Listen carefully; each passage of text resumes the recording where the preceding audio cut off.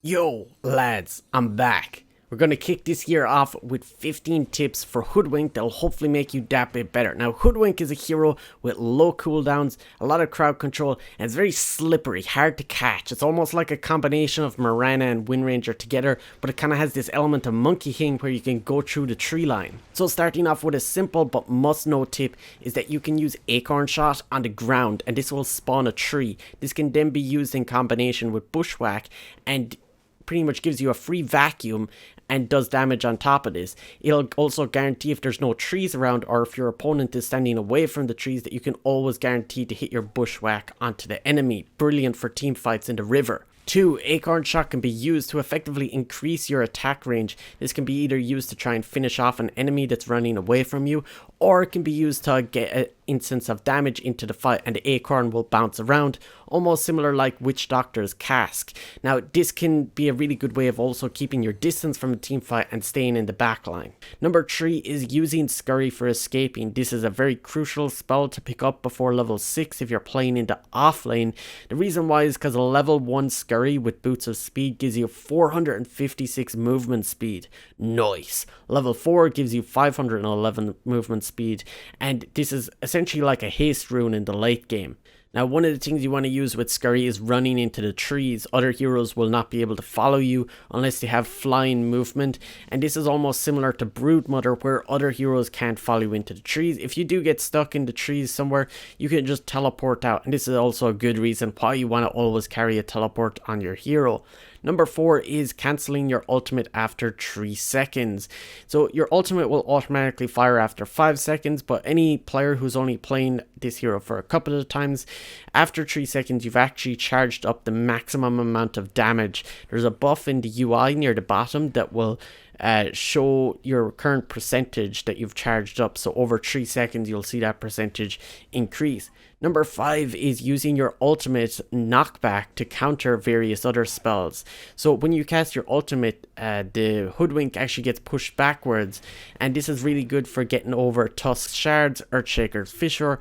Clockwork Cogs is like a really good one, and this is not even that bad because your ultimate has like a 45-second cooldown, so you won't really get punished in a team fight for wasting your ultimate to escape out of something like Clockwork's Cogs. Now, your ultimate Knockback can also be used to push yourself up onto cliffs. This is very good actually near Roshan, where you can push yourself up from the river up onto this cliff. Very good way of escaping, especially if you're on the dire side. Number 6 is using Sharpshooter on heroes that have predictable positioning in team fights. This is your ultimate I'm talking about. So Witch Doctor or Crystal Maiden, they both have channeled ultimates, and they tend to stand still when they're using their ultimate, as you might have guessed, and this opens you up a really simple opportunity to hit your ultimate for maximum damage, and it'll catch them out constantly. Number 7 is that the longer you charge your ultimate, the longer the debuff duration is also going to be. So not only does the damage scale with the bigger the charge, the debuff duration also scales with this longer charge time. Number 8 is maximizing your farm efficiency. This is really good spell for clearing out creep waves and also for killing neutral creeps, as well as stacking camps to get even better efficiency. This is actually a really good build to max out Acorn Shot for mid laners. I wouldn't really recommend it for the other lanes unless you are playing some sort of carry Hoodwink, which I don't really see happening. But anyways, if you're playing on mid lane, the reason why it's good is because being able to nuke out a creep wave and move back into the jungle is a very efficient way, and also creep wave clear allows the creeps not to move in towards your tower, so this suits a very good build for mid lane. Now, number 9 is that Acorn Shot works with procs. You may obviously have heard of this one, and the reason why people are picking up Maelstrom is because every time the acorn bounces, it could potentially get a Maelstrom proc, which is the strongest proc item at a relatively cheap price. Now, number 10 is split pushing the creep waves. So if you split push the top lane and bottom lane, this makes it very hard for the enemy to actually catch you if you go and push towards a tower. This can be very annoying for the enemy. They teleport back, you waste their teleports, get them out of position, and It's definitely something you want to be abusing, is the split pushing and farming aggressively. Now, number 11 is your positioning in team fights. A lot of people do this wrong, especially at the lower to mid ranks. People kind of just stand in front and think they're some sort of tanky hero. This hero is very squishy. It's very easy to burst this hero down from full health, so you don't want to go in too deep. And standing back and utilizing the cover of the trees is generally what you want to be doing, and moving in and out of the tree line. Now, number 12 is capitalizing upon big team fight ultimates. So instead of you running in and trying to use your spells, try and get someone like Faceless Void to use his Chrono or Magnus or P, Mars's ultimate, anything that just can start a team fight other than yourself, and then you use your ultimate, the sharpshooter, in on top of this, and you maximize the damage out there on top of that. 13, Ironwood Branch and Ironwood Tree can both be used to spawn a tree, which can be then used with bushwack.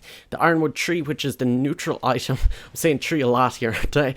Ironwood Tree can then be used. It's actually really good because it has like a long cast range, and it can save you mana rather than using your Acorn Shot on the point and the ground to spawn a tree that uses up mana. Ironwood Tree doesn't. Number 14 is to do with the other talent called Scurry Camouflage. This will get you to go invisible if you stand still near trees, and it will break if you start moving or use a spell. Now, this can be used in two ways. Either one, you use a shadow amulet, and you just stay invisible, wait for the enemy to walk near you, and you just jump and pounce on them and you trying to attack them.